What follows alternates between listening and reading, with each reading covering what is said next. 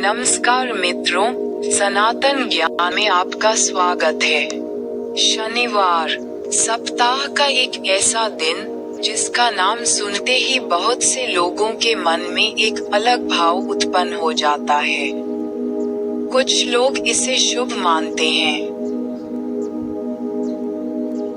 कुछ लोग इससे डरते हैं। कोई पीपल के वृक्ष के नीचे दीपक जलाता है, कोई शनि मंदिर जाता है, तो कोई इस दिन विशेष सावधानी रखता है।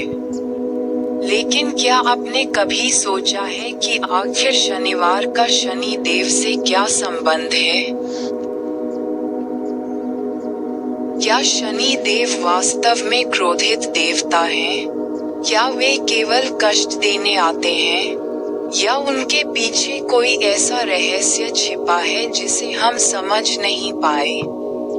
आज हम जानेंगे शनि देव की संपूर्ण कथा, उनका जन्म, उनकी शक्ति।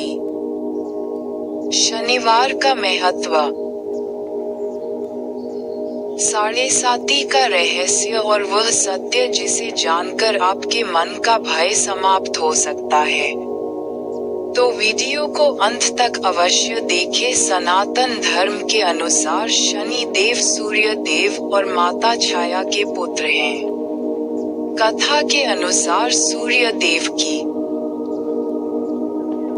पत्नी संज्ञा थी, लेकिन सूर्य का तेज इतना अधिक था कि संज्ञा लंबे समय तक उनके समीप नहीं रह सकी, चली गई। कुछ समय बाद सूर्य देव और छाया के संयोग से शनि देव का जन्म हुआ। उस समय माता छाया भगवान शिव की कठोर तपस्या कर रही थी। वे पूरी तरह भगवान भी माता की तपस्या का प्रभाव गर्भस्थ बालक पर भी पड़ा और शनि देव को जन्म से ही अद्भुत आध्यात्मिक शक्ति प्राप्त हुई। जब शनि देव का जन्म हुआ तब उनका वर्ण अत्यंत श्याम था। सूर्य देव ने जब उन्हें देखा तो उनके मन में संदेह उत्पन्न हुआ। इससे माता छाया को अत्यंत दुख हुआ, लेकिन धीरे धीरे सूर्य देव को सत्य का ज्ञान हुआ और उन्होंने अपनी भूल स्वीकार की। आपने कई बार सुना होगा कि शनि की दृष्टि अत्यंत प्रभावशाली होती है, लेकिन इसका वास्तविक अर्थ क्या है? लोग कहते हैं कि जिस पर शनि की दृष्टि पड़ जाए उसका जीवन बदल जाता है। असल में शनि की दृष्टि विनाश की दृष्टि नहीं है, वह कर्म की दृष्टि है। शनि देव मनुष्य के बाहरी रूप को नहीं देखते, वे धन नहीं देखते, वे पद नहीं देखते, वे केवल कर्म देखते हैं। यदि किसी व्यक्ति ने अहंकार किया है, अन्याय किया है, दूसरों को कष्ट दिया है, तो शनि उसे उसके कर्मों का फल देते हैं। लेकिन जिसने सत्य का मार्ग अपनाया है, गरीबों की सहायता की है और ईमानदारी से जीवन जिया है, शनि उसी पर कृपा भी करते हैं। शनि देव भगवान शिव के परम भक्त माने जाते हैं। उन्होंने कठोर तपस्या करके भगवान शिव को प्रसन्न किया था। भगवान शिव उनकी तपस्या से अत्यंत प्रसन्न हुए और उन्हें एक महान दायित्व दिया। उन्होंने कहा, हे शनि, आज से तुम संसार में न्याय के देवता कहलाओगे। प्रत्येक जीव को उसके कर्मों के अनुसार फल देने का कार्य तुम्हें सौंपा जाता है। तब से शनि देव कर्मफलदाता कहलाए। एक प्रसिद्ध कथा शनि देव और हनुमान जी से जुड़ी है। कहा जाता है कि जब हनुमान जी भगवान राम की भक्ति में लीन थे, तब शनि देव उनके पास पहुँचे। शनि बोले, मैं आपकी राशि में प्रवेश करना चाहता हूँ। हनुमान जी ने कहा, मैं इस लिया और उड़ने लगे। शनि देव को बहुत पीड़ा हुई।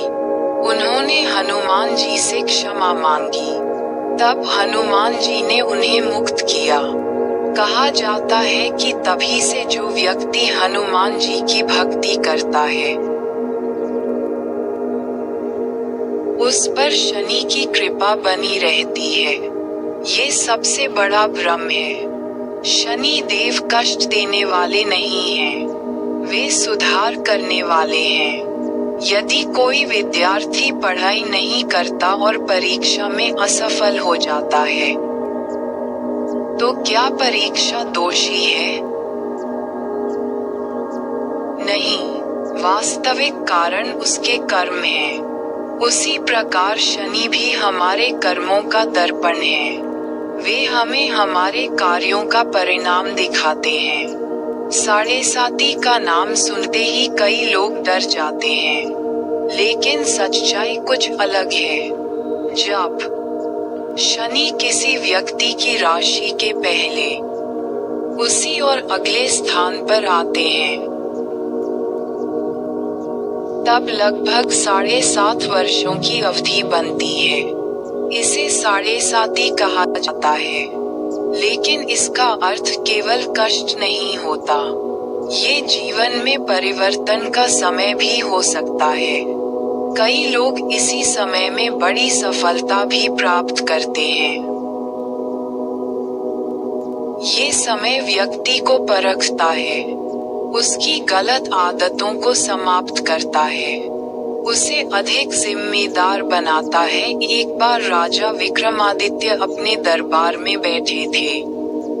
सभी ग्रहों में यह विवाद हुआ कि उनमें सबसे श्रेष्ठ कौन है। राजा ने सिंहासन के क्रम के अनुसार निर्णय दिया। इससे शनि देव प्रसन्न नहीं हुए।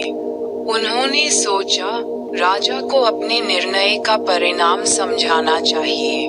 कुछ समय बाद राजा के जीवन में कठिनाइयां आने लगी।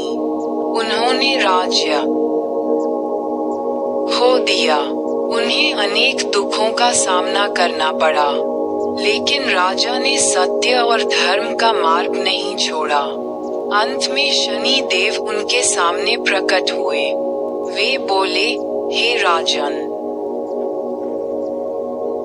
मैंने तुम्हारी परीक्षा ली थी। राजा की सत्यनिष्ठा देखकर शनि प्रसन्न हुए और उन्हें सब कुछ वापस मिल गया। शनिवार शनि देव को समर्पित माना जाता है। इस दिन लोग विशेष पूजा करते हैं, लेकिन पूजा का वास्तविक अर्थ केवल दीपक जलाना नहीं है। यदि आप शनिवार को गरीबों की सहायता करें, पशुओं को भोजन दें, सत्य बोलें, क्रोध से बचें, बुजुर्गों का सम्मान करें, तो ये भी शनि पूजा ही मानी जाती है।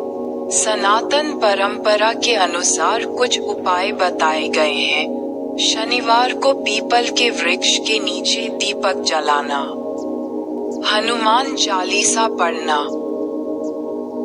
दोस्तों, ऐसे ही सनातन ज्ञान जानने के लिए सब्सक्राइब करना ना भूले और वीडियो को लाइक शेयर करना भी ना भूले। कमेंट में जय शनि देव लिखें। धन्यवाद।